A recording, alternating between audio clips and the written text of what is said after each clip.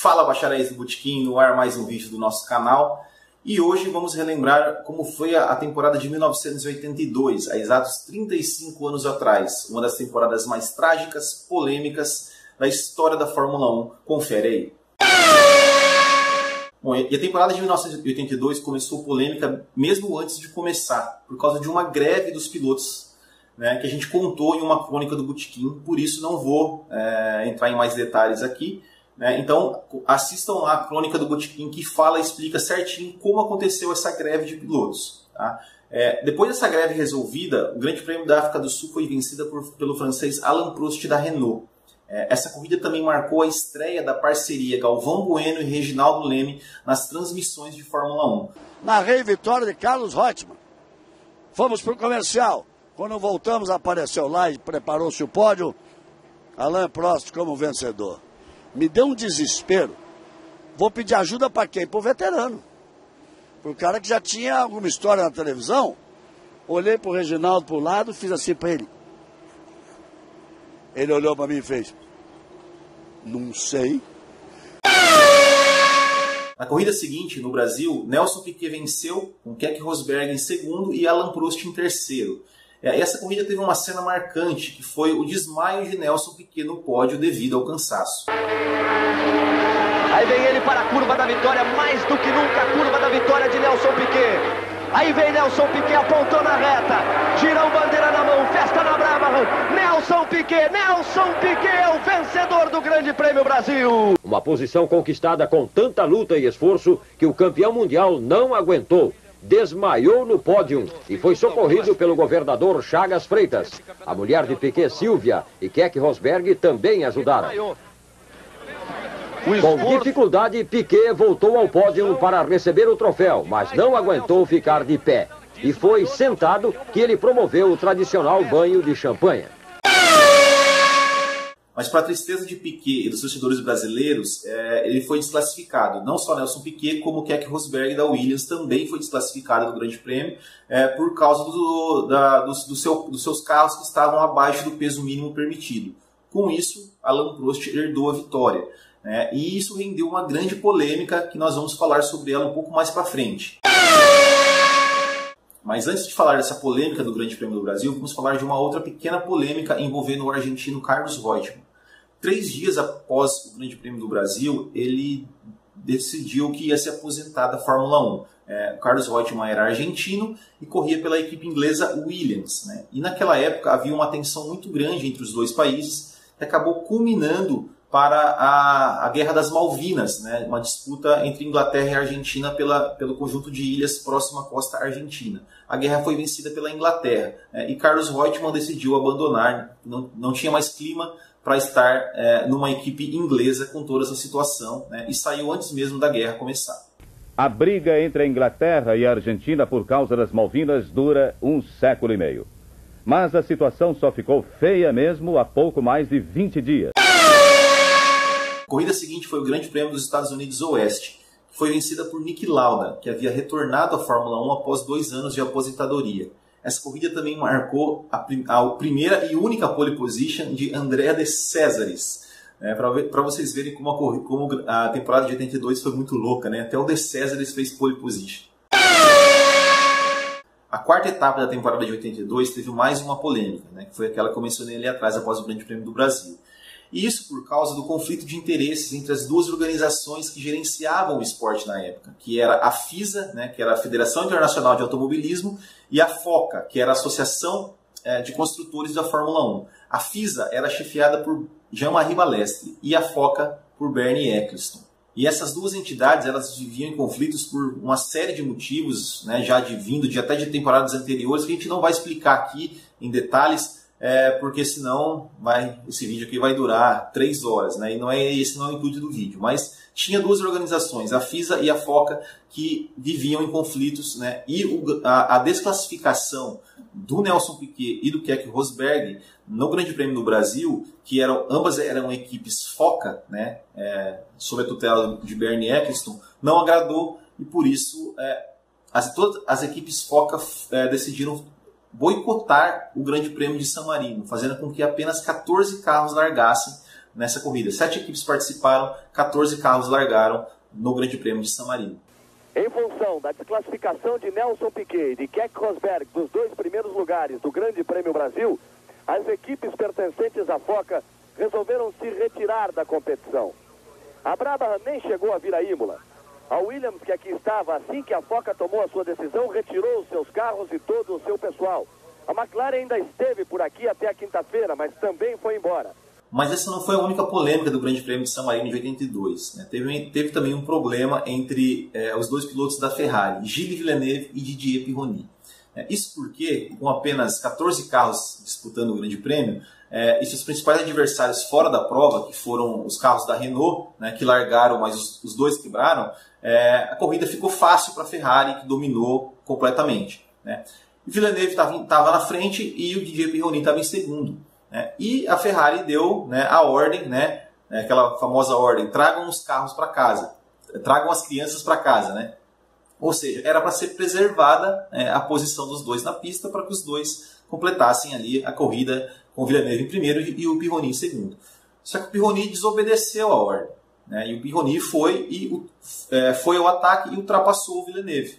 E o Villeneuve, obviamente, ficou muito bravo, e os 2 começaram a passar nas últimas 10 voltas ali, um passando o outro passando um, cada vez com ultrapassagens mais arriscadas, mais arrojadas, e o Didier Pironi, na penúltima volta, ele passou de novo o Villeneuve, assumiu a liderança. Na última volta, o Villeneuve até tentou dar o troco, não conseguiu, e o Villeneuve e o Pironi acabou vencendo a prova, deixando o Villeneuve muito puto da cara. Né? O Villeneuve falou que a partir daquele momento o Pironi era o seu inimigo e que jamais voltaria a trocar palavras com o Didier Pironi. Vem Pironi, vem Villeneuve. Bandeirada para Didier Pironi. Em primeiro, Didier Pironi. Em segundo, Gilles Villeneuve. Dobradinha da Ferrari. Na última volta, o Pironi conseguindo uma ultrapassagem sensacional em cima de Gilles Villeneuve. Bom, ninguém imaginaria, mas essa briga entre Piquet e Villeneuve teria influência direta em uma tragédia que viria a acontecer na etapa seguinte. A essa altura, né, a briga entre FISA e FOCA tinha sido resolvida, não resolvida, mas eles tinham entrado em um acordo e todas as equipes iriam participar normalmente do Grande Prêmio da Bélgica. No treino de sábado, o Didier Pironi tinha um tempo melhor do que o tempo do Villeneuve, e o Villeneuve, ainda puto da cara por causa do que tinha acontecido em San Marino, saiu para a pista a fim de bater o tempo do Pironi. Só quando ele chegou na curva Trelleborg, se eu não me engano é essa a pronúncia, tá? Ele tinha o carro, a marcha do Joachim Mass, que estava muito lento. Né? A imagem não dá para mostrar exatamente o que aconteceu, mas o fato é que o Villeneuve bateu no carro de Joachim Mass, o carro, o Villeneuve foi catapultado para cima, jogado para cima, caiu com o bico no chão, capotando, né? O cockpit quebrou, o cockpit da sua Ferrari quebrou e o Villeneuve foi arremessado junto à grade de proteção, vindo a falecer algumas horas depois no hospital.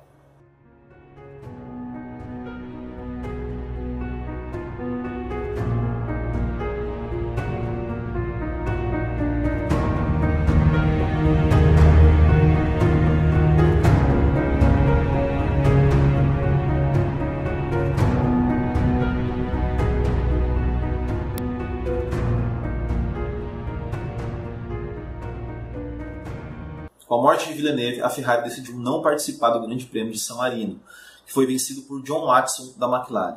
Essa corrida também marcou o único ponto de Chico Serra na Fórmula 1 e o último ponto da equipe Fittipaldi-Cooper-Sucker na categoria. A corrida seguinte foi em Mônaco, vencida por Riccardo Patrese, naquela famosa corrida que parecia que ninguém ia ganhar a corrida, né? Porque o Prost era o líder, bateu, depois o Patrese, que era líder, ele rodou, saiu da pista. Aí o Pironi assumiu a liderança e acabou a gasolina. O De Cesaris assumiu a liderança, chegou a ganhar, mas o carro também quebrou. E aí, no final da corrida, o Patrese acabou voltando e conseguiu vencer a corrida numa das provas mais malucas da história da Fórmula 1. A essa altura, todos os carros vão parando. E ninguém aparece para receber a bandeirada. E o Patrese vai vencer a corrida. Porque ele rodou, conseguiu voltar. E vem vindo. E vem chegando o Patrese. Olha a bandeirada. Bandeirada de chegada para Ricardo Patrese. Bandeirada de chegada para Ricardo Patrese numa corrida incrível. John Watson voltou a vencer na etapa seguinte, nos Estados Unidos, e essa corrida também ficou marcada por uma curiosidade, que foi a não classificação do então campeão mundial Nelson Piquet para a corrida.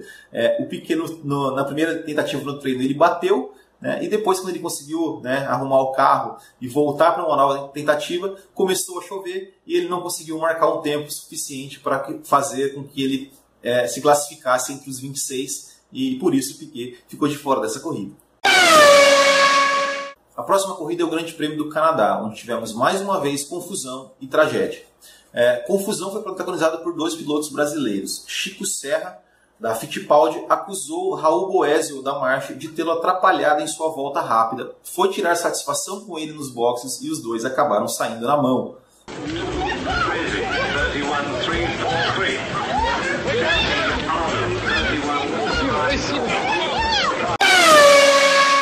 No dia seguinte, o carro do pole position de Didier Pironi ficou parado no grid após a luz verde. Todos os carros conseguiram desviar, exceto a Osella de Ricardo Paletti, que bateu, né, encheu a traseira do Pironi, né, e teve graves lesões no tórax. E ainda quando estava sendo resgate, o seu carro, por causa de vazamento de combustível, acabou pegando fogo, o que acabou retardando o resgate. E o piloto não resistiu e morreria horas depois no hospital.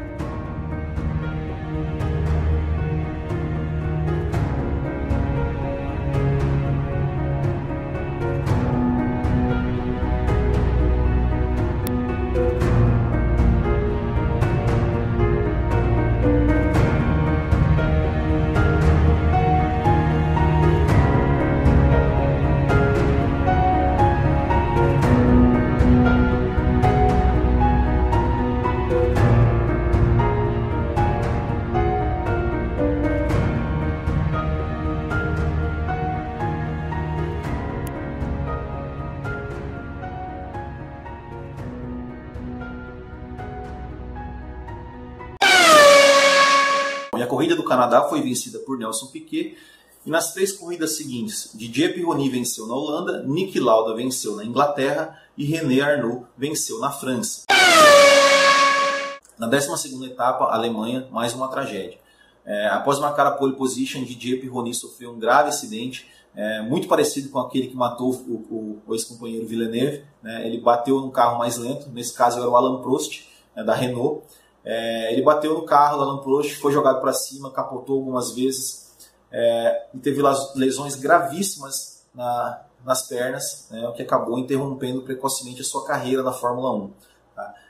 Tanto o Alain Prost quanto o Nelson Piquet pararam, né, para ajudar no socorro. O Piquet, inclusive, foi quem retirou o capacete do piloto, disse que ele gritava de dor e estava ali, já sabia, né, já sentia a gravidade que era a lesão na sua perna.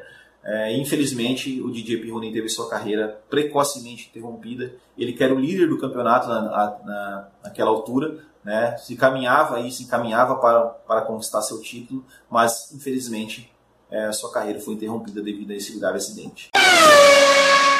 E na corrida, outro fato marcante, né? O líder da corrida era Nelson Piquet, que foi ultrapassar o retardatário Eliseu Salazar, acabou batendo no Piquet, tirando o Piquet da corrida, e o Piquet, puto da cara, saiu do carro, né, e foi lá dar uns sopapos no chileno, né, no estilo Lango-Lango, né, uma das cenas mais hilárias da história da Fórmula 1. Behind Rosberg in 7th place.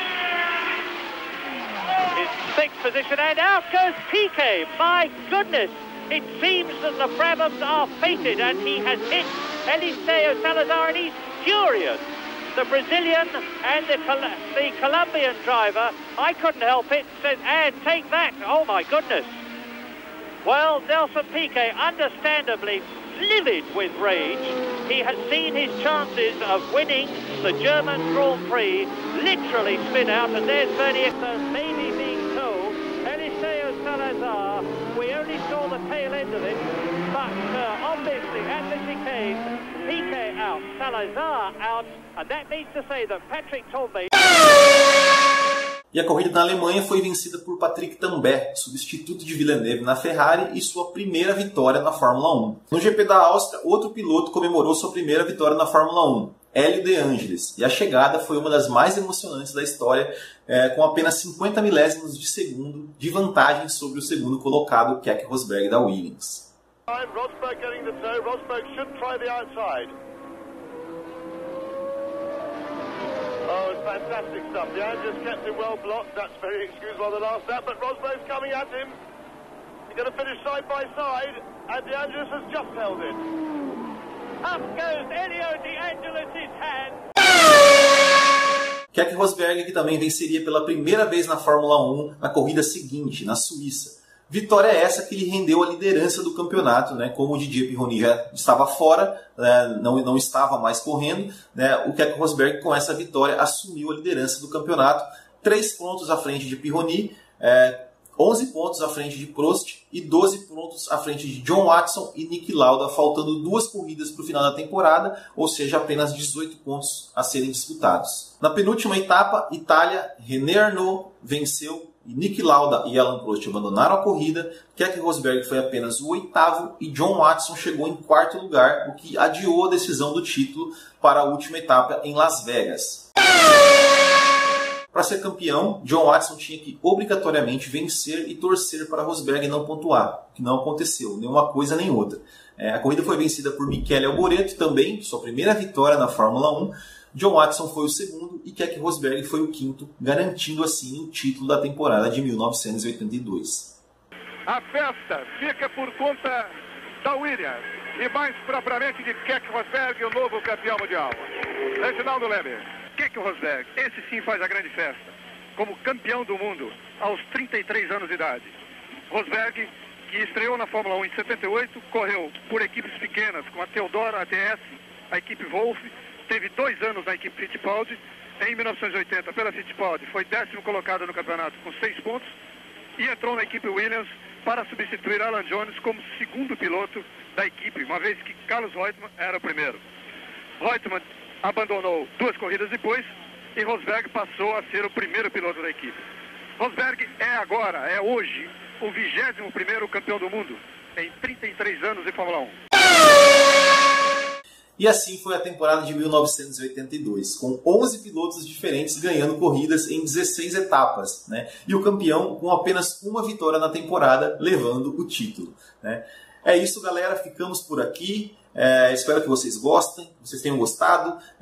Se gostaram, compartilhem, dê um joinha aí no vídeo. Inscreva-se no canal, adicione seus favoritos, curta, compartilha, curte nossa página. Se quiserem entrar no nosso grupo do WhatsApp também, aí, manda uma mensagem pra gente lá na página que a gente adiciona vocês. E quem quiser ajudar o canal, fazendo uma singela doação de R$5 aí pra gente, que pra nós vai fazer muita diferença, entre no site lá, www.padrim.com.br/botequimgp e ajude o Botequim a seguir firme no nosso trabalho. É isso, galera. Muito obrigado, valeu e até a próxima. Tchau.